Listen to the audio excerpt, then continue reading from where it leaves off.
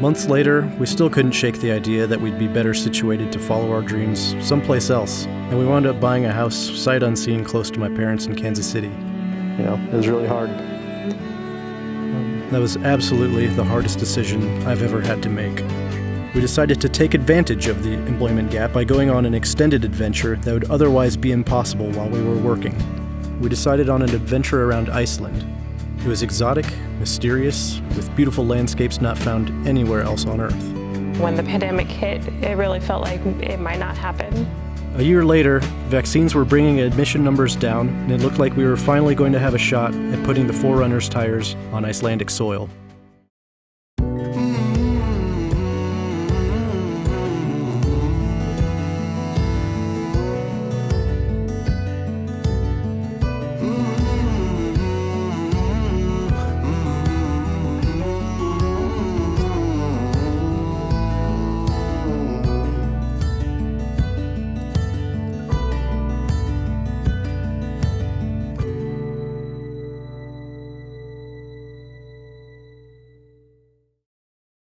So it's the day before this truck is supposed to start heading towards Portland, Maine, where it's going to be put into a cargo container and shipped over to Iceland. So I thought I'd go over some of the modifications that I've made to help make living out of this vehicle for a whole month feasible and extremely comfortable, low drag, very efficient and fast to set up and tear down. There were a couple other considerations when we were building up this truck that I had. One of them being that it needed to fit into a residential garage. Even with all of the lift, the tires, and the tent on top, it still fits into this garage. Big kudos to Go Fast Camper. It's really fast to set up, pretty fast to take down, and is so low profile that you can still fit into your garage. Another consideration that I had was trying to make it look, feel, and operate as stock as possible. So you'll see places where I've gone above and beyond trying to make it look and feel like a stock truck. Matching colors, using stock locations, using really low profile options where possible. So I'm excited to share some of those modifications that I've made and maybe give you some inspiration for your build. For communications, I've got a Midland radio, the MXT275, a great little handheld unit. I put on this stealth antenna here, so it just hangs out at the front of the truck, out of the way, allows us to take off the rooftop tent when we're not using it. Yeah, just generally stays out of the way, and this worked really nice for us. I like the GMRS radios that Midland does. The license is 80 bucks. I believe that applies to your whole family. It lasts like 10 years or something. There's no test like the ham radios. The power on these things is going to be more than the Baofeng handheld radios that a lot of people pick up as kind of their first radio. So this MXT is a 15 watt radio. They have a MXT 400 that's 40 watts. So really you're getting up into like the ham radio powers without having to worry about if everybody in your crew has passed that ham radio test. There's probably times and places where ham has its advantages, but I think that for vehicle travel, where you really want to be spending your time on stuff other than radios, maybe this is better for a lot of people. Another mod that I worked on was this air outlet. So last year when we were heading out, we were just planning on using just a handheld cigarette lighter style pump, so that when we aired down and we're going back onto pavement, we just use the handheld pump to get us back up to road pressures. So a little quick connect, so your air hose goes in here. I've got this little wits end pacifier to keep rain, junk, sand, dust out of that quick connect, keep it clean. But it makes it really easy. So the compressor turns on inside the truck, plug in the coiled air line out here. So super easy. Yeah, another mod up here at the front corner of this vehicle. You can see this rubber gasket here, and that runs up into this protective sheathing to an Anderson plug, and then up on top of that, there's a solar panel. Last year we had a solar panel that was just separate that we could run out to a Jackery battery pack. That was working out well for us, but this makes sure that everything is always connected all the time. So if we pull into a gas station, if we pull into a rest area, we're always charging that battery, making sure that it's completely topped off. So this is under the hood of the 4Runner. I've spent a lot of time in here, especially over the past year, trying to clean things up. Key portion of this, working in conjunction with our solar, is the BCDC. It's a really small, compact unit, does exactly what I need. It'll charge our second battery when the car is running, and then it'll also take solar power, and prefer solar power whether the engine is running or not. While we're on the topic of the second battery, I'll run it over here. So for a second battery, we got a decent sized lithium battery, tucks in right here. I think this is great compared to a lead acid or a gel battery in that it's much, much lighter than those other ones. So that was part of the build spec for this truck, was keeping in mind weight. So you'll probably notice that this truck isn't as built up as a number of other trucks that you might see out there, but I think that we've made compromises in the right areas for weight to improve the performance of the truck, both being kind to the suspension components, the driveline components, keeping weight down low to maintain a low center of gravity. And so this is, just one example of spending a little bit of extra money to try to keep the weight down. Then back to the driver's side of the truck. Went with the ARB dual compressor. I had a buddy that had a single compressor and he liked it. He said if he was going to do it again, he'd probably just spend a little extra money and go for the dual for the extra volume that this thing can put out. Again, Wits End helped me out with this using the plastic tubing here that just clips into these quick connects. Again, this kind of just helps tidy up the truck, so you can cut this to any length that you want. So you can see here that this runs into the ARB pressure control system. When you hit the button, it turns on. There's an app that you set your pressure, whether you're airing up or airing down, and then everything just kind of takes care of itself. So if it's raining cats and dogs and you want to stay inside the truck while this thing takes care of everything, it'll let you know when your pressures are aired up or aired down to where you want to be. That air line runs up through the front corner of the vehicle here and pops out of this little quick connect. I'm also really proud of the work that I've put into making the interior of this truck really feel like it's dialed in, and I've got everything at my fingertips sorted out nicely. So I want to take you through some of the stuff that I've done on the inside of the truck too. Starting here, I've added a few extra buttons. So you can see the air compressor, we talked about that before. I'm actually going to kill the lights here. So they will dim and turn out, brighten up just like the stock ones. So like the stock one, it's got this orange light that comes on, and I wanted to replicate that as close as possible, make this truck feel like like it came from the factory like this. So my air compressor, I added a orange LED to show that that's active. So that's those buttons for the compressor and future driving lights. And then coming up here right within the reach of the driver, I'm gonna grab my phone here. This is an Anchor wireless charging holster, so that phone will lock in, it's not going to fall out, and that's all mounted onto there's a ram mount back there that I've screwed into this piece of interior paneling here. Pull everything out, there's actually nuts behind there that these hex heads go into that hold this ram mount here, so it's super solid, there's no adhesive to fail. And that's been working out really nice for me. Then working across the dash, I'm sure you've noticed this Garmin Overlander here. So it actually looks pretty stock from the outside, and even on the inside, it's got a little bit of relief from the dash. This thing fires up, and you can actually, I've got a camera in the back, so you can see everything behind you. So it works just like the stock kind of system as far as functionality for having backup cam and navigation. I really like the Overland unit. So I've used the iPad apps, the phone apps. I think that the maps that are available and the different apps there are fantastic quality, especially if you've got time to plan something out at home and then kind of in the weekend, follow those tracks, find all of your points ahead of time. But the Overland is just super great at being in the field and reacting to what you need. So you can do stuff like, hey Garmin, find category, gas station,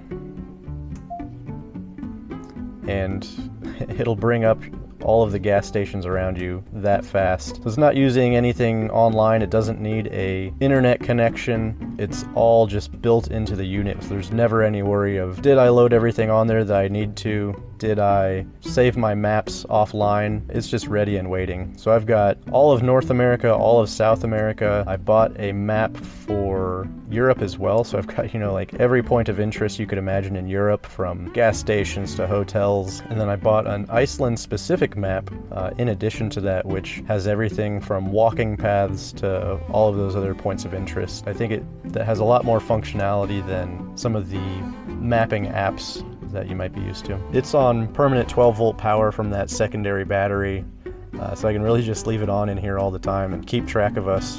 What I've done to enable that is I built this custom bracket. So this is some aluminum sheet that I bought on Amazon. Just kind of cut it to the right shape, rounded off the corners. So these tabs just insert into the CD slot, and then there's some magnetic material here that I've added that gets held on by these magnets on either side of the stock navigation system. So that just pops on like that. So they have a mount that's magnetic and has all the power and data pins on it, but usually it's a pretty thick mount and has a RAM mount on the back, which is probably the best compromise for most people. But I really wanted to make this feel like a stock kind of experience, somewhere that I could leave the GPS and not have people know that there's a piece of equipment in the car. So I disassembled this mount, reran the USB power lines to the correct pins, and then that just runs off of the Midland radio here. So the Midland radio is kind enough to put a little USB charger on it, which is pretty cool. And here's that radio too. This guy's also on permanent 12-volt power, lit up buttons, clear display. Really like this thing. And then maybe the last piece of equipment here in the truck is the InReach Mini. That lives on the A-pillar there, and it's got permanent 12-volt power running through USB. So it's talking back and forth with the Overlander and tracking us, and anybody will be able to go onto our website and see where we are. So friends, family, etc. Can keep an eye on our progress. Yeah, that's the interior cockpit of the 4Runner. At the back of the truck, we've got a ladder here. This allows us to get up into the GFC, and it's one less thing to pack up and put away each time. So it's just always here, ready for us to hop in. It's super solid, feels a lot better to climb up than the extendable ladders that are out there. And this is our drawer setup. So we met up with Dave from Trekbox. I ordered a custom color here, so 4Runner white with black hardware to match the outside of the 4Runner. We've been super stoked on this. I think if we had to have one modification that makes long-term living out of a vehicle easier, it's this Trekbox system. Tons and tons of space. This thing will come out all the way, so you've got a ton of volume here. Great slides, super smooth. They lock in, lock out.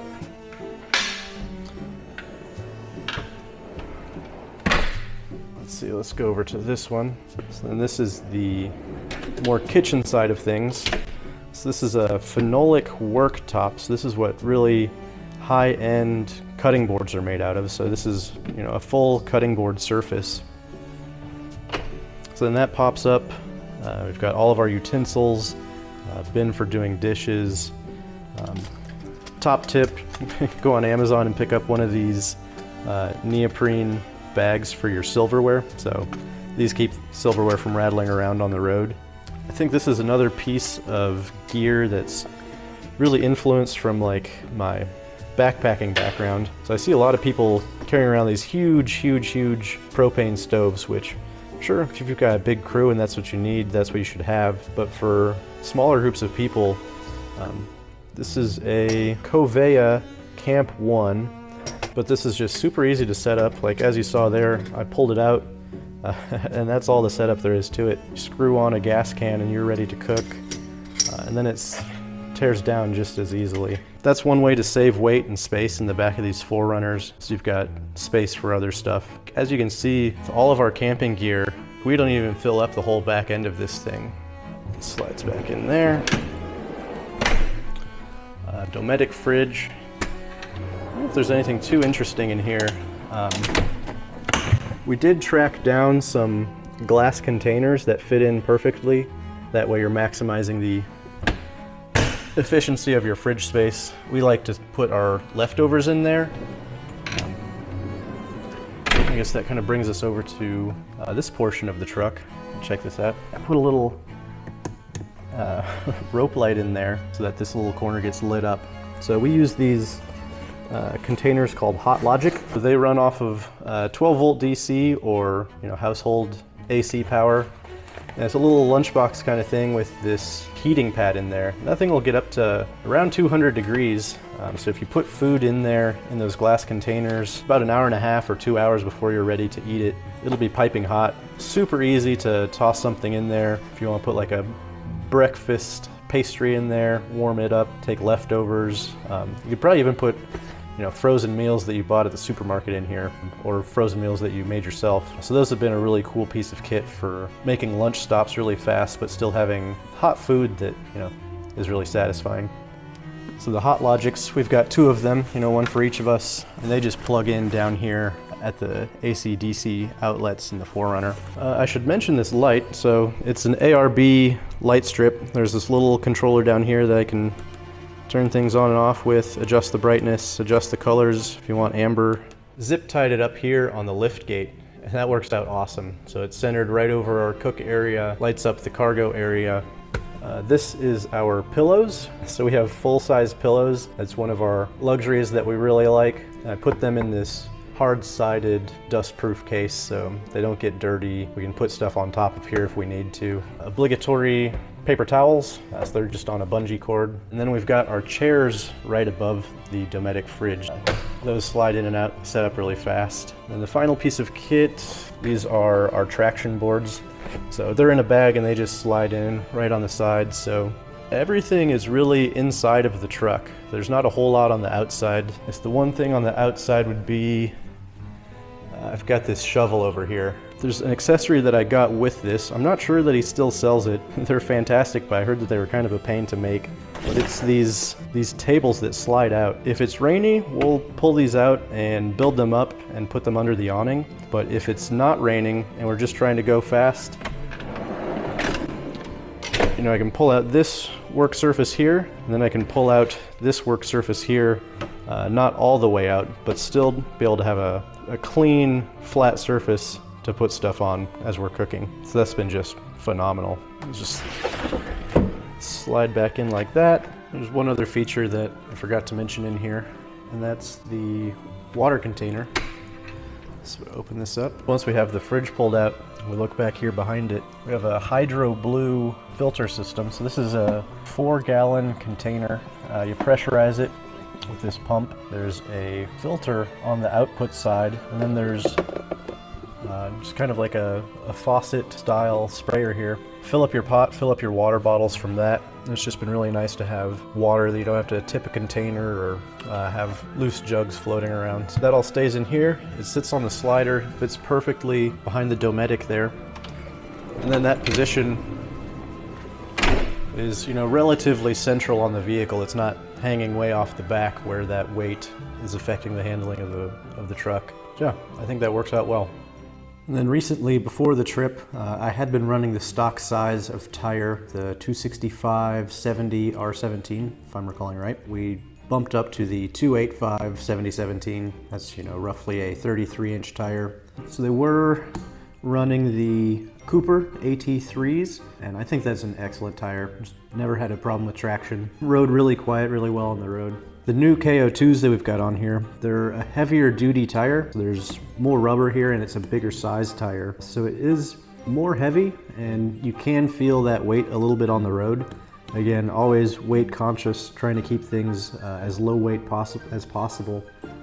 So I opted for the C load rated tire. There's not a ton of C load rated tires out there. Usually you're going between like the passenger rated, like the AT3s that I had, and then a lot of the tires jump up to an E load, which are really, really thick tires and really, really heavy. So that's Part of the reason I went with the KO2s for the C-rated, I think that's probably a good trade-off and all the heavier duty of a tire that I would want, just to try to keep weights down. If you're gonna puncture a tire, it's usually in the sidewall, and like these are vulnerable, whether you're running an E-load mud tire or a passenger tire.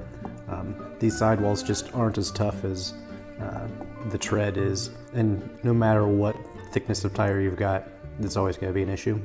Then here is my snorkel.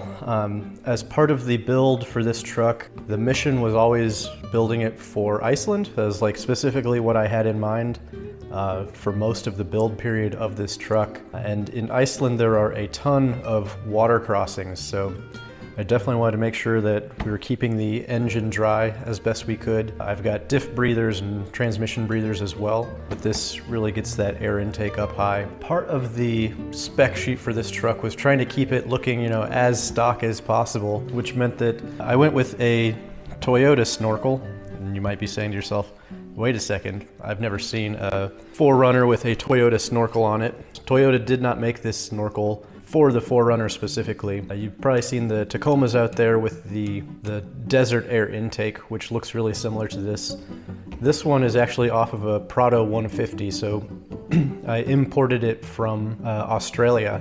They give you a template that sticks on the fender up here, and you line it up with the seams, and that's supposed to tell you where to drill. For this thing, it's not designed for this fender, so there is a bit of being very, very careful and taking your time to line everything up to make sure that it sits nice and flush to the vehicle. And then on the inside of the fender, it usually comes with a hard tube to, there's rubber couplings along the way, but there's a hard tube to get from the air intake itself up to where the stock airbox intake location is. And so I had to add a few other rubber couplings to make sure that it gets to the right spot and to aim it. That's how I got a Toyota snorkel onto a 4Runner. It's a really nice kit.